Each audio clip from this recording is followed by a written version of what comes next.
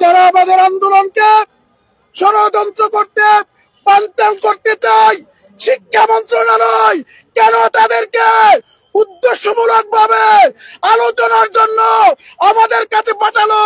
এই জবাব শিক্ষা মন্ত্রণালয়কে দিতে হবে।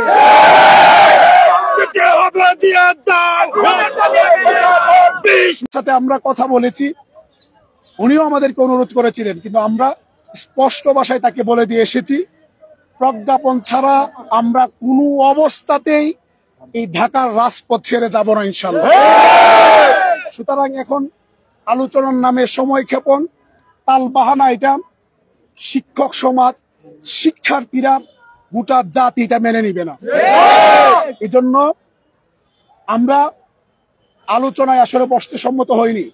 পাশাপাশি আমরা দেখেছি এখানে এমন কিছু লোক তাদের সাথে এসেছিল যারা আমাদের আন্দোলনকে ষড়যন্ত্র করতে বানচাল করতে চায়।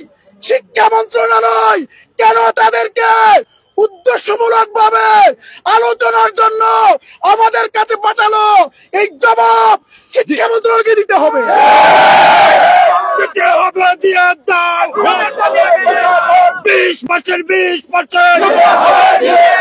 আমাদের দাবি মানতে হবে, মেনে নাও। দিলে 3 রাউন্ড হইলে 1 দফা জাতীয়করণ আমাদের চলবে। আমি সহযোদ্ধা বৃন্দ, আমাদের কাছে ক্লিয়ার হয়ে গিয়েছে, মন্ত্রণালয় আলোচনা করতে চাইনি, বরং আমাদের ষড়যন্ত্রকারীদের সাথে সংঘর্ষ বাঁধানোর জন্য পরিকল্পিতভাবে শিক্ষা উপদেষ্টা আমাদের আন্দোলনকে নস্যাৎকারী ষড়যন্ত্রকারীদেরকে এই আমাদের শাহবাগে পাঠিয়ে আমাদের আন্দোলনকে বানচাল করার ষড়যন্ত্র তিনি করেছেন। আমরা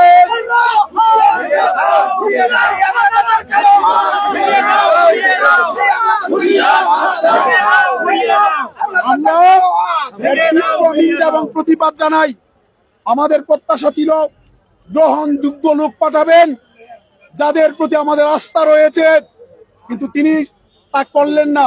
সুতরাং এখান থেকে বোঝা যায় তার আন্তরিকতায় যথেষ্ট অভাব রয়েছে। কিন্তু তার যদি আন্তরিকতা না থাকে, আমরা মানুষের জনদুর্ভোগের কথা চিন্তা করে জনগণের স্বার্থে আমরা শান্তিপূর্ণভাবে আমরা শহীদ মিনারে এসেছি। আমরা ইতিমধ্যে ঘোষণা দিয়েছি, আপনারা শুনেছেন, আজকের মধ্যে যদি প্রজ্ঞাপন জারি না হয় আমরা আর 3 দফা আন্দোলনে থাকবো না। আগামীকালকে সকাল থেকে শহীদ মিনারে সকল এমপিওভুক্ত শিক্ষা প্রতিষ্ঠান জাতীয়করণের 1 দফা আন্দোলন।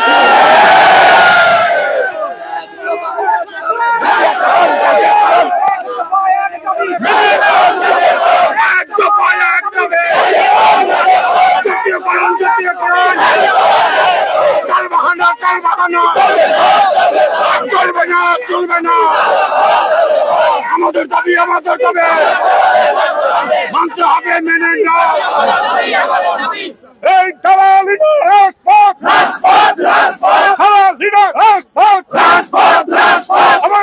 আমার দাবি মানতে হবে, মেনে নাও। আমাদের দাবি মেনে নাও। আমি সহযোদ্ধা বৃন্দ, আমরা আগামীকালকে আরেকটি কর্মসূচি ঘোষণা করেছি, ইতিমধ্যে মিডিয়াতে চলে এসেছে।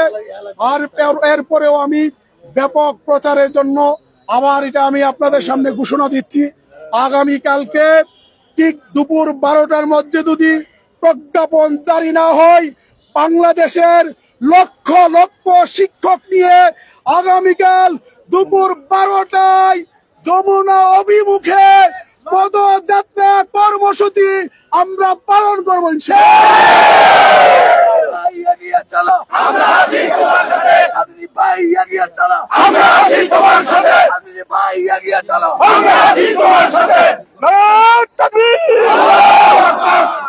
সংগ্রামী সহযোদ্ধা বৃন্দ, আমরা শান্তিপূর্ণ আন্দোলনে বিশ্বাসী।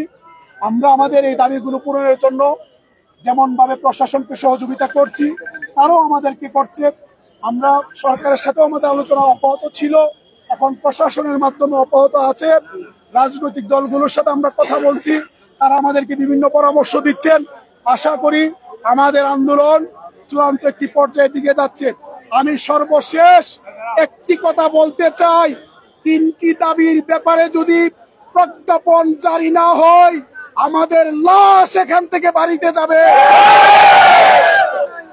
সকলকে সংগ্রামী সালাম জানিয়ে আমাদের যেহেতু এই কর্মসূচি অব্যাহত থাকবে, এখানে রাত্রি যাপন করার অনুরোধ জানিয়ে আগামীকালকে মাদ্রাসাতে দাখিল টেস্ট পরীক্ষা শুরু হওয়ার নির্ধারিত ডেট রয়েছে।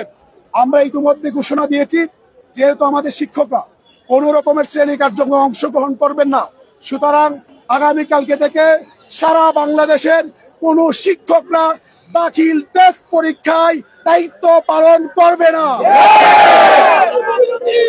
আমাদের এই অবস্থান কর্মসূচির পাশাপাশি সারা বাংলাদেশে আমাদের লাগাতার কর্মবিরতি অব্যাহত থাকবে। যতদিন আমাদের দাবি আদায় না হবে, প্রজ্ঞাপন জারি না হবে, আমরা কোনো অবস্থাতেই শ্রেণীকক্ষে ফিরে যাব না, ফিরে যাব না, ফিরে যাব না। সংগ্রামী সালাম জানিয়ে শেষ করছি। আমি শুধু একটি কথা বলতে চাই, আমাদের শিক্ষকরা একজন আমার সহযোদ্ধা অসুস্থ হয়ে স্ট্রোক করে, তিনি আমাদের সিনিয়র নেতা,